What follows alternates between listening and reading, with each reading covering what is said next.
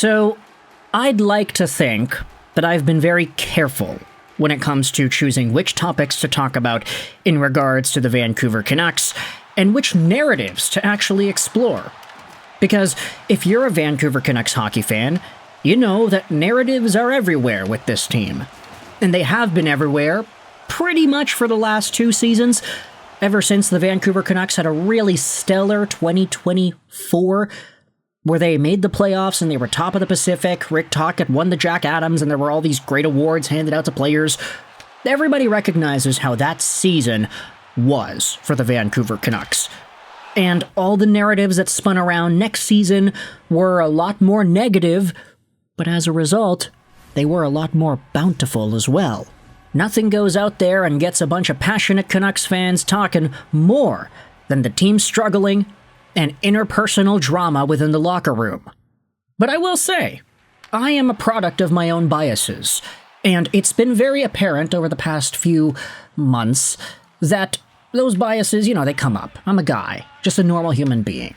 So I obviously will favor my Vancouver Canucks, and I will look at narratives that spin things in a positive way for my favorite team. But today, we are diving into a narrative that you could say is overdue. But it was talked about on Sportsnet 650 yesterday on Canucks Central with Satyr Shah and Dan Riccio, with a special guest appearance from Frank Seravalli. I'm going to leave a link in the description to Canucks Central on Sportsnet 650 in the audio, which has Frank Seravalli on it. Frank Seravalli on If Time Is Running Out for Elias Pettersson. We don't have any summaries or whatever, but I do want to talk about a narrative that he proposes on this show. Because Frank goes out there and addresses the question as to whether or not Elias Pettersson is running out of time. And the way in which he does that is he talks about how Canucks superstar Elias Pettersson has not been performing all too well, but for the past little while there have been excuses that are valid. You can talk about his knee injury. You can talk about the interpersonal drama and whether or not he gets along with JT Miller. But Frank goes out there on the program and says that now, in 2025-2026, there aren't really any excuses anymore. Mostly because Miller is already gone. Pettersson came into camp healthy. He gained a little bit of muscle. He's getting back in the gym. He's really pumping that iron. He's looking good. He's feeling good. Now, more than anything, is the time for Elias Pettersson to come back out there and show that he can still be a 100-point caliber superstar, an $11.6 million asset. But Seravalli says that now that those excuses aren't necessarily applicable anymore, you might have to start wondering if the Vancouver Canucks traded the wrong guy. Now, I know this is not a new narrative that has been percolated amongst Vancouver Canucks fans. Did the Canucks trade the right guy? They traded Miller over Pettersson. Was that the right choice? But I've been very particular to not go out there and directly make any videos suggesting that that has been the case. Quite frankly, I feel like I've been making more anti-JT Miller videos based off of the way he's played in New York and just going over the story with that team and how they struggle to score, yet JT is still going out there and producing.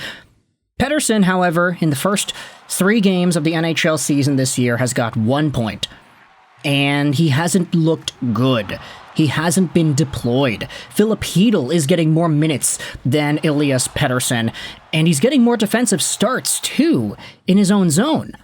Elias, despite all the faith that was tossed his way from head coach Adam Foote, folks in the media, and Rutherford and Alvin, too, it doesn't seem like any of that has translated into quantifiable on-ice success, both with the eye test and analytically. Pettersson, for the most part, has been pretty mid. And for a guy making $11.6 million, you can say that he is starting to run out of these excuses, which now begs the question. With JT Miller doing what he's doing in the New York Rangers organization, right now, Miller has, 3 points in 4 games played with the New York Rangers? He's getting 18 to 20 minutes a night. So he's producing more than Elias Pettersson. Say what you want about him being the captain of the team and whether or not he's actually fit to doing that. We have had our commentaries here suggesting the contrary. But now Frank Seravalli is going on to Vancouver Sports Talk Radio and proposing the question. Did Vancouver make the wrong choice? Did they trade the wrong guy? And to be fair, giving Frank the benefit of the doubt here, he does go out there and provide a very interesting explanation as to how the trade saga went. Did the Canucks trade JT Miller because it was just easier to do that? Question is, Elias Pettersson, hey, he makes more money than JT, and he's a little less easy to predict than JT. JT Miller, despite all of the personal problems that were going on between him and Pettersson, he still produced a decent amount of points last season.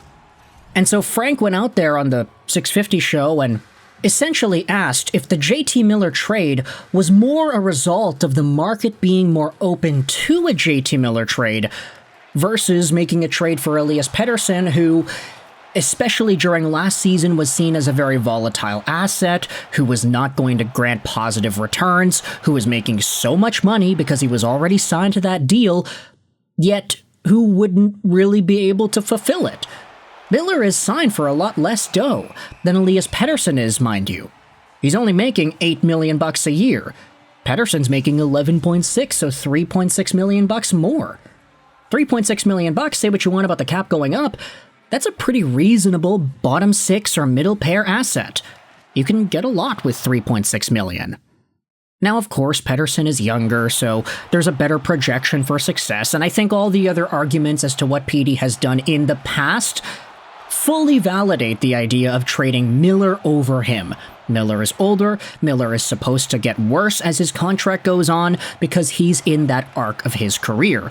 But Elias Pettersson now, after seeing things start out the way they have in 3 games, mind you, it's been 3 games. We had a great preseason out of Pettersson, but the regular season has left a lot to be desired. It's just now, more than ever, I think the question as to whether or not Vancouver actually did make the right choice, it is a little bit more prominent today. Even with Rutherford on the Amazon Prime broadcast during yesterday's Canucks and Blues game, he was very direct in saying that the Vancouver Canucks needed to find a way to build and continue past the JT Miller trade.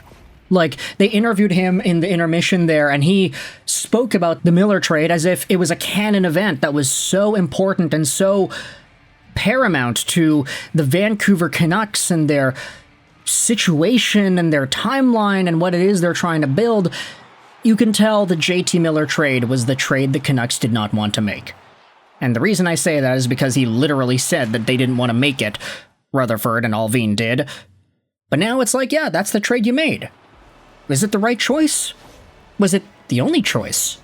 Could the Canucks have traded Pettersson if they wanted to for a return that would net them Marcus Pettersson and a bunch of other stuff, Filipino, Mancini? Was that possible? Who knows?